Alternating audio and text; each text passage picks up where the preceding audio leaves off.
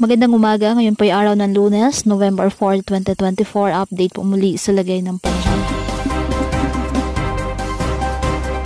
Lumakas at isa na pong ganap na bagyo o tropical depression ang binabantayang low pressure area sa silangan ng Mindanao ayon sa Pag-asa. Ngayong araw, inaasang papasok ito ng ating Philippine Area of Responsibility at papangalan ng Marcel. Taglay ang lakas ng hangin na aabot sa 55 km per hour at pagbugsong 70 km per hour. Kumikilos northwestward sa bilis na 30 km per hour. Ngayong araw, dahil po sa northeasterly wind flow, asahan ng bagyang maulap hanggang sa maulap na halangitan with isolated light rain sa Batanes at Babuyan Islands.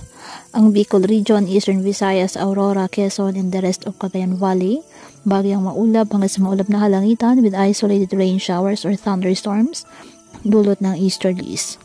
Apektado naman ng mga localized thunderstorms ang Metro Manila at nalalabing bahagi ng ating bansa.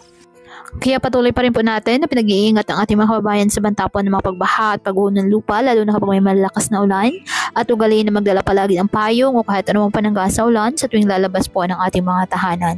At yan po muna ang update sa lagay ng panahon ngayong araw. Muli patuloy po tayo na mag-ingat at palaging tandaan, God loves you. Stay safe and God bless.